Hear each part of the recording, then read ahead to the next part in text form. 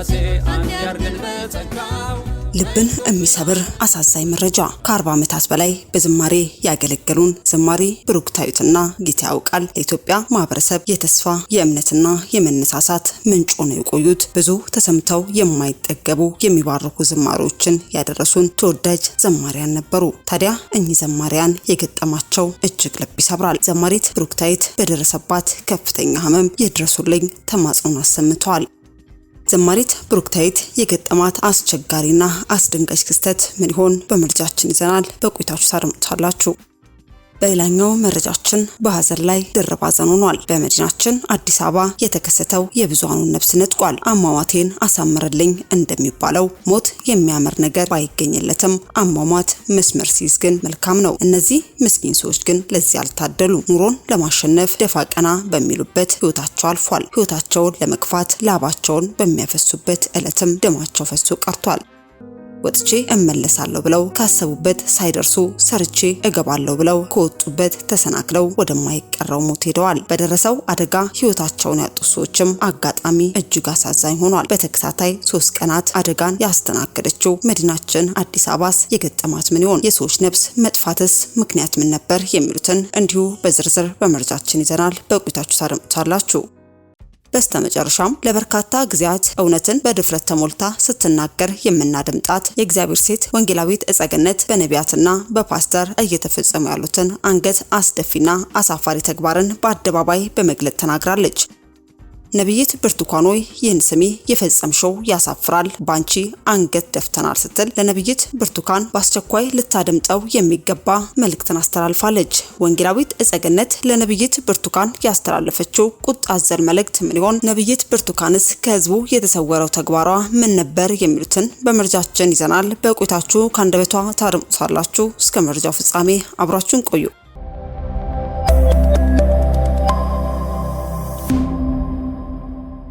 አስቀድመን ወደ ያዝንላችሁ መረጃችን ስናልፍ መጋቢት 23 ቀን 2018 ዓ.ም ከጧቱ 1 ሰዓት በለሚኩራ ክፍለ ከተማ ወረዳ 13 ልዩ ቦታው የተባበሩት አደባባይ የሰሌዳ ቁጥር ኮድ 3A 41968 አዲስ አበባ የሆነ አሊያንስ የህዝብ ማመላለሻ አውቶቡስ ከአቤም ወደ የተባበሩት አቅጣጫ ቁልቁለቱን በመጓዝ ላይ ሳለ ከአያት ወደ ሲኤምሲ አቅጣጫ እየተጓዘ ከነበረ የሰሌዳ ቁጥር ኮድ 33590 አዲስ አበባና የሰሌዳ ቁጥር ኮድ 3B57071 አዲስ አበባ ቪትስ የሆነ ተሽከርካሪ በመግጨት የተባበሩት አደባባይ ላይ በመውጣትም ሊገለበጥ ችሏል። በአደጋው የፒካፕ መኪና አሽከርካሪ ህይወት ወዲያውኑ ሲያልፍ በውስጡ ተሳፍረው የነበሩ 2 የ7ኛና የ5ኛ ክፍል ሴት ተማሪዎች እንዲሁም የቪትስ መኪና አሽከርካሪ ከባድ የአካል ጉዳት ደርሶባቸው የሕክምና ክትትል እየተደረገላቸው ይገኛል። አሽከርካሪዎቹ ሁሌም ቢሆን የመንገዱን ሁኔታና አቀማመጥ በሚገባ በማጤን ተሽከርካሪያቸውን መቆጣጠር በሚያስችላቸው ሁኔታ ሊያሽከረክሩ ይገባል ያለው ፖሊስም ለሟች ቤተሰቦች መጽናናት ለተጎጂዎችም ብርታትንም ተመኝቷል።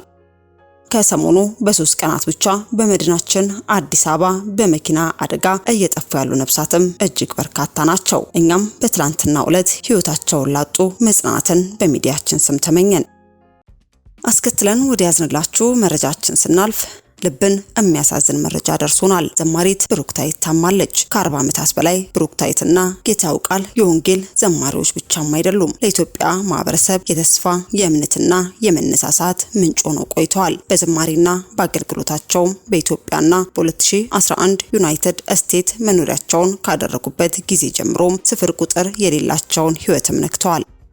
በጥልቅ የተወደዱ የተከበሩና ሁልጊዜም ለሌሎች ያለ ፍቃደኝነት የሚሰጡም ናቸው። ዛሬ ከነሱ ጋር የመቆም ተራችን ነው። ከ2014 ጀምሮ ብሩክታዊት ከባድ የጤና እክል በአንጎላ ውስጥ የደም መርጋት በሰውነቷ ግራ በኩል ላይ ተጽዕኖ ያሳደረ ክንዷንና እግሯን የነካን በድፍረት እየተዋጋች ነው። የሆነው ግን ሌሎች በሚያስደንቅ ጥንካሬና እምነት ማገልገሏን መዘመሯን ማበረታቷን ቀጥላለች። በየካቲት 2026 ካቨርኖማን ለማስወገድ በፊላደልፊያ በሚገኘው የጂፈርስ ሆስፒታል እጅግ ውስብስብ የሆነ የ10 ሰዓት የአንጎል ቀዶ ጥገና ተደረገላት። በእግዚአብሔር ጸጋ ቀዶ ጥገናው ተጠናቀቀ። ነገር ግን የማገገሚያ ጉዞዋ ገና እየጀመረ ነው። ብሩክታዊት በአሁኑ ጊዜ በማገገሚያ ማዕከል ውስጥ ትገኛለች። እዚያም ለሚቀጥሉት 6 እስከ 8 ወራትም ትቆያለች። ቀድሞውኑም ከፍተኛ ጥንካሬ እያሳየች ነው። ቀስ ብላ መናገር፣ መብላትና ድጋፍ በመስጠት መንቀሳቀስ ትችላለች። ነገር ግን አሁንም ረጅም መንገድ ይጠብቃታል። ማገገሟን ሙሉ ተንቀሳቃሽነትና ነፃነት እንድታገኝ ለመርዳትም ከፍተኛ የአካል ሕክምና፣ የንግግር ሕክምናና የሙያ ሕክምና ይጠይቃል። የስሜታዊና የአካል ጉዳት ከፍተኛ ነው። ነገር ግን የገንዘብ ሸክሙም እንዲያው ነው። የኢንሹራንስ ድጋፍ ቢኖርም የቀዶ ጥገና፣ የማገገሚያ ቀጣይነት ያለው ሕክምናና የሕክምና እንክብካቤ ወጪ ከፍተኛ የገንዘብ ሸክም ሆኖ ቀጥሏል። ሕክምናው እየቀጠለ ሲሄድ ወጪዎቹም እንደሚጨምሩም ይጠበቃል። ይህም በዚህ ወሳኝ የማገገሚያ ጊዜ ውስጥ በእነሱ ላይ እየጨመረ የሚሄድ ጫናንም ያስከትላል። በህይወታቸው በሙሉ ብሩክታዊትና ጌታ ያውቃል ያለምንም ማመንታት ለሌሎች ሰዎችም አፍስሰዋል። አሁን ግን እኛን ይፈልጋሉ። ድጋፎ በቀጥታ ወደ ብሩክታዊት የሕክምና እንክብካቤ ማገገሚያ ይሄዳል። ከምንም ነገር በላይ በዚህ አስቸጋሪ ጊዜ የአእምሮ ሰላም ይሰጣቸዋልና ሙሉ በሙሉ በፈውስ ላይ እንዲያተኩሩም ያስችላቸዋል። ልክ ብዙዎቻችን እንደደገፉት ሁሉ ብሩክታዊትና ጌታ ያውቃልን ለመደገፍ እንደ ማህበረሰብ አንድ ላይ እንሰባሰብ። ትልቅም ይሁን ትንሽ ማንኛውም አስተዋጽኦ በእውነት ላይ ለውጥም ያመጣል። ታዲያ በተለያዩ ስፍራ የምትገኙ ቅዱሳንም ለነዚህ ዘማሪያን እንድረስላቸው ስንል መልእክታችንን ማስተላለፍ ወደድን። በስተመጨረሻ ወደ ያዝንላችሁ መረጃችን ስናልፍ ከሰሞኑ እጅግ በርካታ ጠንከር ያሉ የተቃውሞ በትር እየተሰነዘረባት የምትገኘው ነብይት ብርቱካን ዛሬም በእግዚአብሔር ሴት ወንጌላዊት እጸገነት ዘንድ ቁጣን የተላበሰ መልእክት ተሰንዝሮባታል። ወንጌላዊት እጸገነት ስለ ነብይት ብርቱካን የተናገረችውም በአስቸኳይ ሊደመጥ የተገባ ንግግሯ ምን ይሆን? ነብይት ብርቱካንስ የፈጸመችው ምንድነው? የሚሉትን ከአንደበቷ እንድታዳምጡት ጋበዝን። ጌታ የተባረከ ይሁን ወገኖቼ። እንግዲህ ዘመኑ የከፋ ቢሆንም እኛ ደግሞ በጌታ ጉያ ያለን ሰዎች ከሁኔታው ጋር አንሄድም። የምንመራው በመንፈስ ስለሆነ በክርስቶስ ኢየሱስ የተነሳ ሰላማችን የተጠበቀ ነው። የዛሬው መልእክቴ ዋናው አርስቱ የምንለምነውን እንወቅ ነው። የምንለምነውን እንወቅ። ከዛ በፊት ግን እንደ ሁሌው መግቢያ መስጠት ፈልጋለሁ። የዛሬ መግቢያዬ ምንድነው? ለወንጌል አማኞች በአጠቃላይ መግቢያ አድርጌ የምናገረው ምንድነው? ለሁላችንም ትምህርት እንዲሆን ነው። አንዳችን ከአንዳችን ካልተማማርን፣ ካልተደማመጥን፣ አንዱ ሲሳሳት ከአንዱ ስህተት አንዱ ካልተማረ፣ መካሪ ደግሞ ከሌለ ተያይዘን በቃ እየጠፋን ያለነውና ምንድነው ማስበው አሁን ሰሞኑን እንግዲህ በታችን በነብይት ብርቱካን የተነሳ ያው ሚዲያው ግልብጥብጥ ብሎ ነበር እንደምታውቁትና እኔ ከዚህ ምን ተማርሽ? ምን መልእክት አለሽ ለዚህ ሁኔታ ካላችሁኝ፣ ሁላችንም በስሙ የተጠራን የእግዚአብሔር ልጆች ነን። የጠራንና ጸጋ ሰጥቶ ያሰማራን እግዚአብሔር ነው። ስለዚህ አገልጋዮች ደክመው በማይገባቸው ነገር ሲገለጡ እርግጥ ነው ያሳዝናል፣ አንገት ያስደፋል። መመከር የለባቸውም አልልም። መመከር አለባቸው፣ መገሰጽ አለባቸው። ነገር ግን በእግዚአብሔር ቋንቋ፣ በእግዚአብሔር ቃል፣ በመንፈሳዊ ተግሳጽ ነው የምንገስጻቸው እንጂ የወደቀ ዛፍ ምሳር ይበዛበታል እንዲሉ ከወዲያ ከወዲህ ጦር እየተወረወረ አንደኛው ሳይሽር አንደኛው ቁስል ለማባባስ፣ ለማድማት፣ ለማድቀቅ እንዲህ አይነት አካሄድ ትክክል አይደለም። እናንተ ወንጌል አማኞች በስሙ የተጠራችሁ አንድ ሰው በስተት ወድቆ ሲገኝ ዘመኑ የሚዲያ ነውና ስተቱን በአደባባይ የተገለጠ ነው። እንደ በጓዳ በቤተ ክርስቲያን የሚጨረስ ነገር የለም እኮ ዘንድሮ። በጓዳ በስልክም የሚጨረስ ነገር የለም። አደባባይ ለተገለጠው ስተት አደባባይ ላይ ቢገሰጽ ያሰው አልቃወምም። ለምን? በቤተ ክርስቲያን ውስጥ የጠፋ ጥፋት ቢሆን ያ እረኛ በቤተ ክርስቲያን በጓዳ ይመክራል። ይህ የእረኞች ስራ ነው። እኛ ደግሞ እንደ እግዚአብሔር ሰዎች ምናየውን ነገር በእግዚአብሔር ቋንቋ በፍቅር መንፈስ ለማቅናት፣ ለመጣል ሳይሆን ለማቅናት፣ ኧረ ተው ወንድም አለ፣ ኧረ ተው እህት አለ ብለን ብንናገር ብንገስጽ እስማማለሁ። እኔም አልስማማው ምን መሰላችሁ? ያ አገልጋይ አንድ ያልተገባ ነገር ሲያደርግ አጠገቡ ያለው ሌላኛው አገልጋይ ያየና የሰማ ወዲያውኑ ቢመክር ወዲያውኑ ለምሳሌ ታችን በካናዳ የሆነ ነገር ሰራች ተብሎ ተወራ አይደል? እዛ በካናዳ ያደረገችው ነገር በካናዳ የነበሩ እረኞች አጠገቧ ያሉ እረኞች ወዲያውኑ ተናግረው ወዲያውኑ ገስጸው ወዲያውኑ ፋይል መዘጋት አለበት። ከዛስ ቢመክር ቢገስጽ ቢቆጣ በግልጽ ተነጋግሮ ጉዳዩን ለእግዚአብሔር አሳልፎ መስጠት አለበት። ይሄ ደግሞ ከተደረገ ኦሬዲ ለዛ ጉዳይ አንድ ሰው ለሰራው ስተት ኃጢአት ኦሬዲ ከተገሰጸ ከተመከረ ከታለፈ ይሄ ስተት በሰራው አገልጋይ ዙሪያ ሌሎች የድክመትና የስተት ነገሮች ሲነሱ የዘጋውን ፋይል ለምን ታወጣለህ ወንድም አለ? ለምን የተዘጋ ፋይል ይወጣል? አሁን ነብይት እህታችን ምሳሌና ለዚህ የተገለጠው ስተት ሰሞኑን የተነጋገርንበት እንዳለ ሆኖ ነገር እያባባሰ በሰዓት ላይ ቤንዚን እየጨመረ የመጣው ጉዳይ ምንድነው ካላችሁ ወይ ያኛው ኮዴ ያወረውራል። ያኔ እንዲያርጋ ነበር፣ የዛሬ 8 ዓመት እንዲያርጋ ነበር፣ የዛሬ 9 ዓመት ምን ጠቀመን? ከማባባስ ውጪ ምን ጠቀመ? ቢቻል ማንም ሳይሰማ ችግራችን በቤተ ክርስቲያን ቢያልቅ በጓዳ ቢጨርስ ቢቻል፣ አደባባይ ተጎልጦ ለወጣው ነገር ደግሞ ያ ስለወጣው ነገር መገሰጽ መመከር ያው ዘመኑ ነው በሚዲያ ላይ ስለሆነ እሱና ለማድረግ ይቻላል ብዬ አላስብም። ግን በቅንነትና በእግዚአብሔር ቃል በመንፈሳዊ ቋንቋ ብንነጋገር። አሁን ግን እንዳየነው አንድ ሰው ወድቆ ሲገኝ ከግራ ከቀኝ ከወዲያ ከወዲህ እንዳይነሳ ተደርጎ መቀጥቀጥ የለበትም። ይሄ የኔ አቋም ነው። ያለፈውን ነገር አሮጌ ፋይል እያወጡ መነጋገር ተገቢ አይመስለኝም። አገልጋዩ በሚወቀስበት ጉዳይ ላይ ብቻ ቢወቀስ ቢመከር እላለሁ። የወደቀ ዛፍ ምሳር ይበዛበታል እንዲሉ አንድ ሰው የሆነ ነገር ሲወራበት ቶሎ ብሎ ጓዳሽው እኔ ማብራሪያ ለሰው ለምን እሰጣለሁ? ምን አገባኝ? እኔ ከጌታዬ ጋር ጨርሳለሁ። ከዛ ጥፋቴ ከገባኝ ደግሞ ወጥቼ ይቅርታ ጠይቃለሁ። I will do it።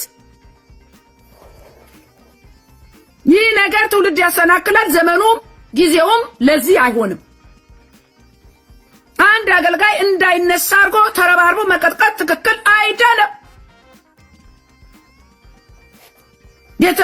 አገልጋይ የተወቀሰበት ጉዳይ አለ። አዎ በወቅቱ የተገለጠ ጉዳይ አለ። ያጠፋው ነገር አለ። በመንፈሳዊ አይን ሲመረመር ትክክል ያልሆነ ነገር አለ። እንደ እግዚአብሔር ቃል ያልሆነ ነገር አለ። አዎ ያንን ስታዩ ዝም በሉ አይደለም። ዝም ልንል አይገባም። በፍቅር ግን ልንገስጽ ይገባል።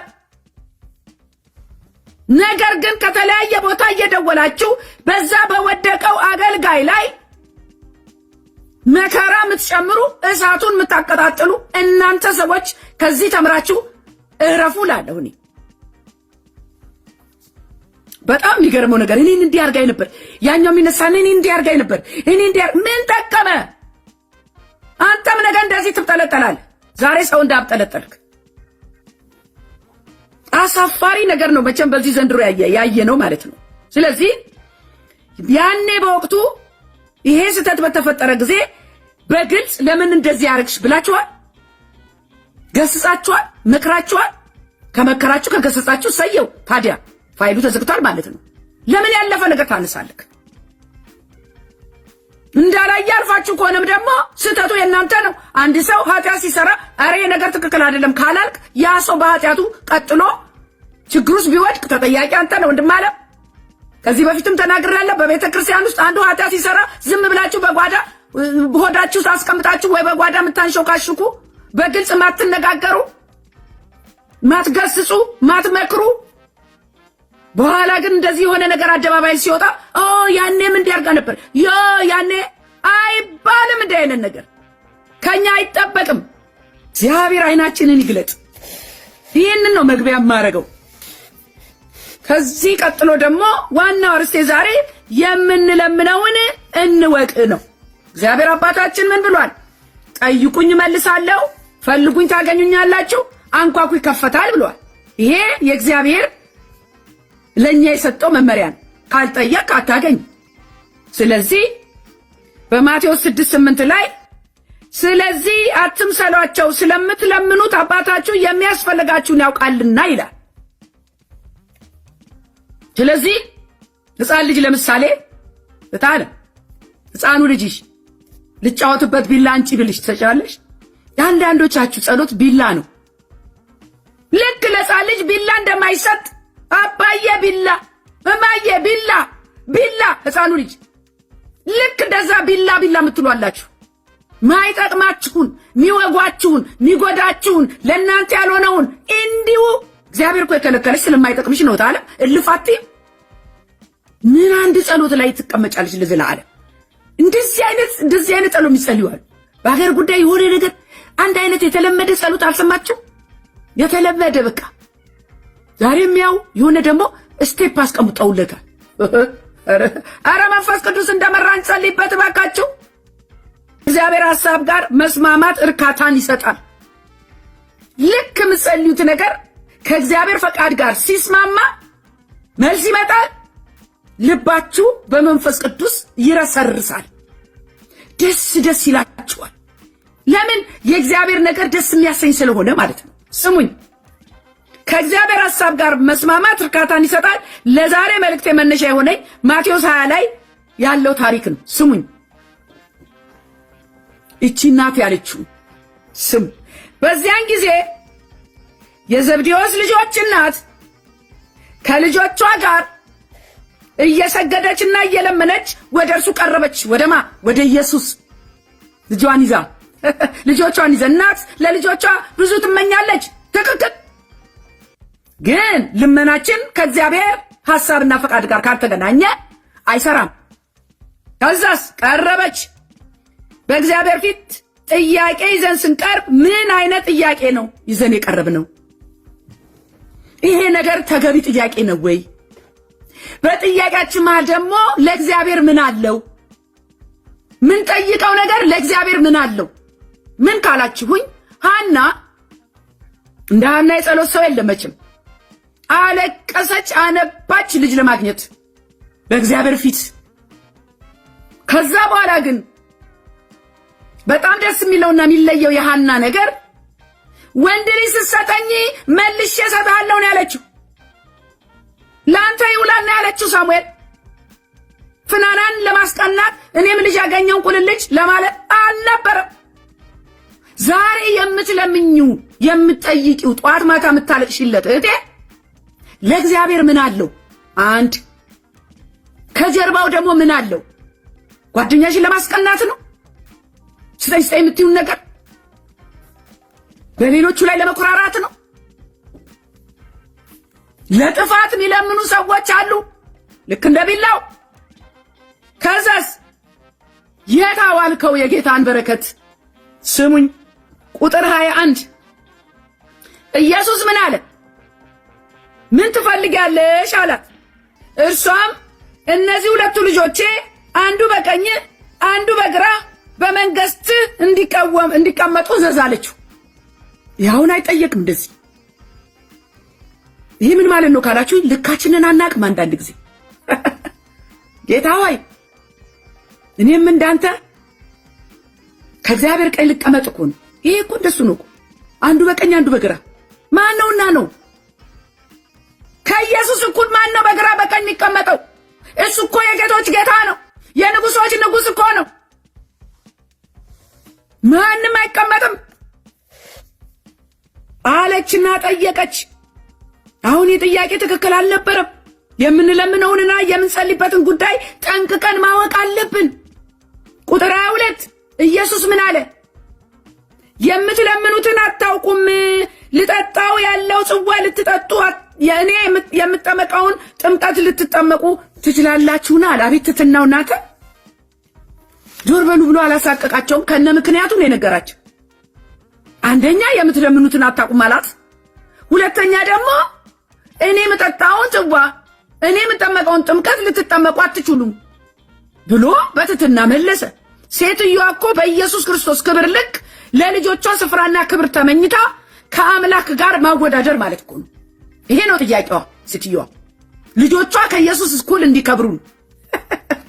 አየት የሰው ልብ እኮ ክፉ ነው እናት። የሰው ልብ ክፉ ነው። እንደገና ደግሞ ትዕቢተኛ ነው። ምን እየጠየቅሽ ነው እህቴ? አሁን በዚህ ሰዓት ምንድነው ጌታን እየለመንክ ያለኸው ወንድሜ? በዚህ ሰዓት ጸሎት ምንድነው?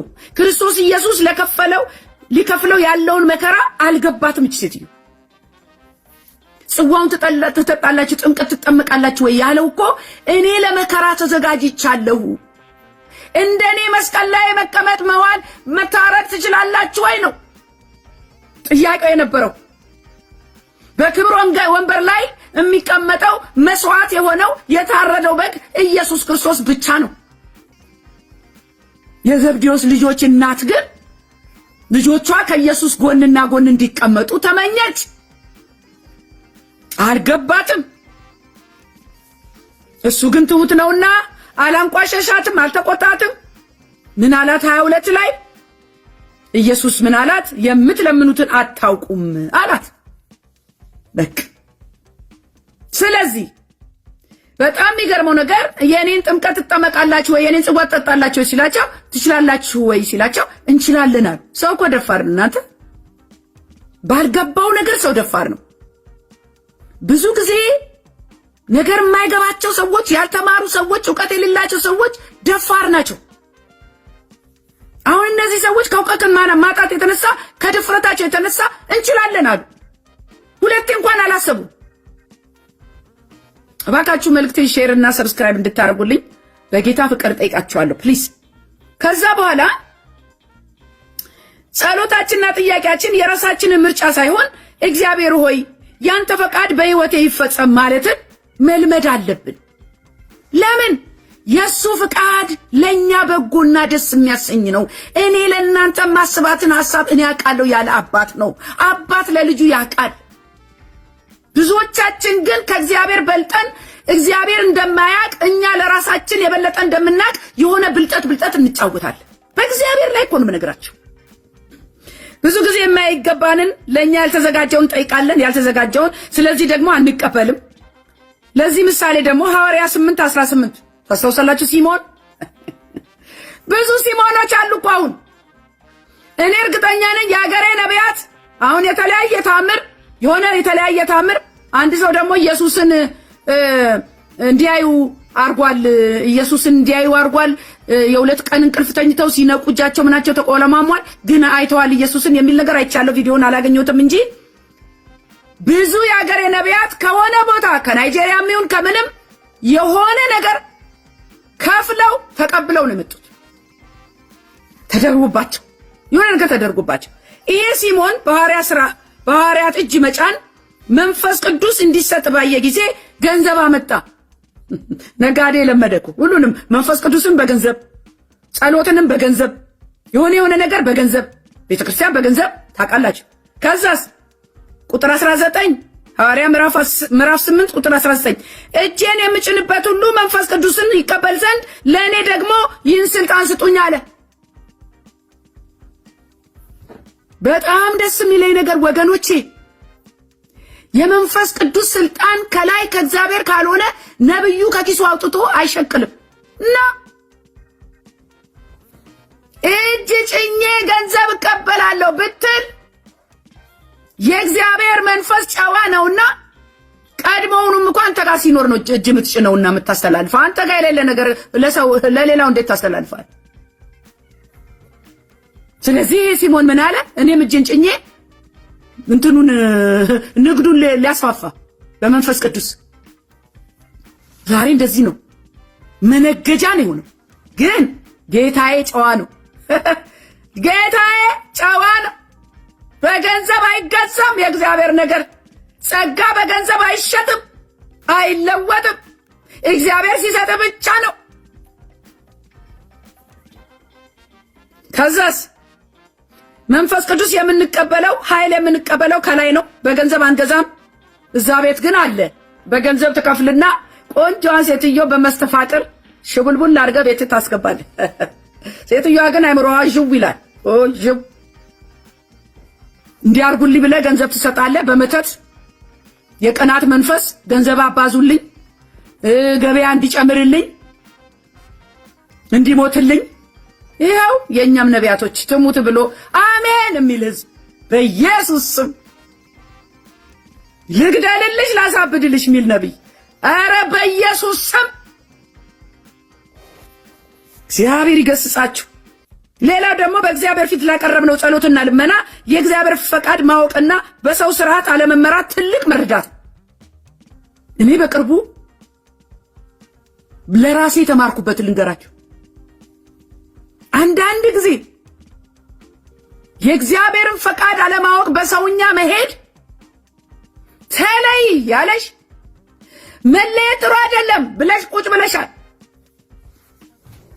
ትልቅ ምስክርነት አለኝ እኔ ወደፊት የሚመጣ ተለይ አብርሃምን ከሀገር ከቤተ ዘመድ ተለይተ ውጣ ሲለው ሎጥን አንጠልጥሎ ወጣ። ውጣ የተባለው ብቻውን አንጠልጥለሽ ነው እህቴ መከራ ይመጣው።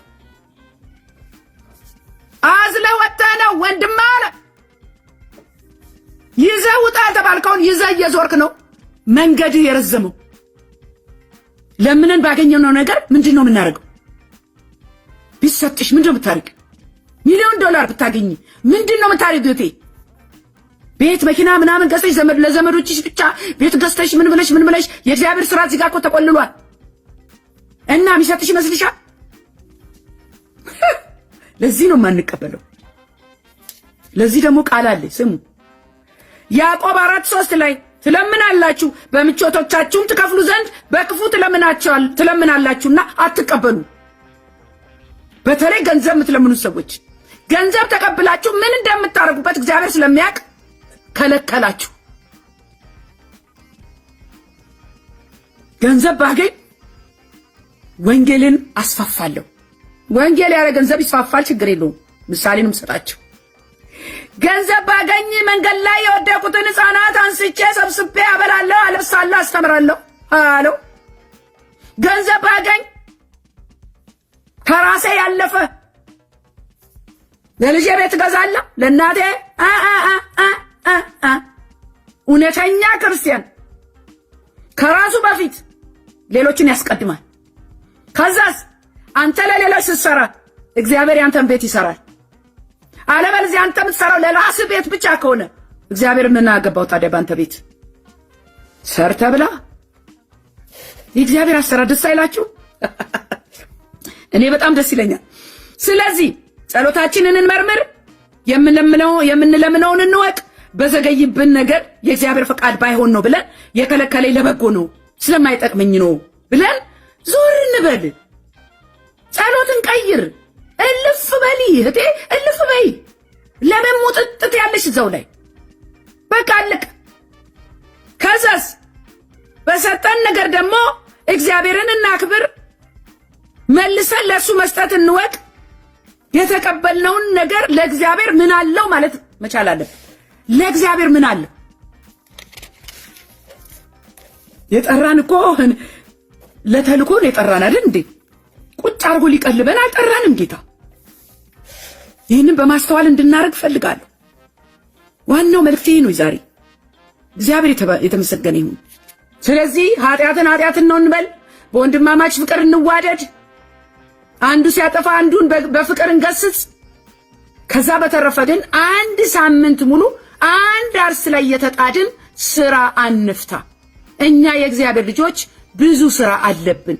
እልፍ እንበል፣ የምንለምነውን እንወቅ፣ በእግዚአብሔር ፈቃድ እንመራ በቃሉ እላለሁ። ውድ የሻሎም ቲዩብ አድማጭና ተመልካቾቻችን ለሰዓቱ ያዝንላችሁ መረጃ ያደመጣችሁትን ይመስል ነበር። በሌላ አዳዲስ መረጃ እስከምንገናኝ መልካም ቆይታ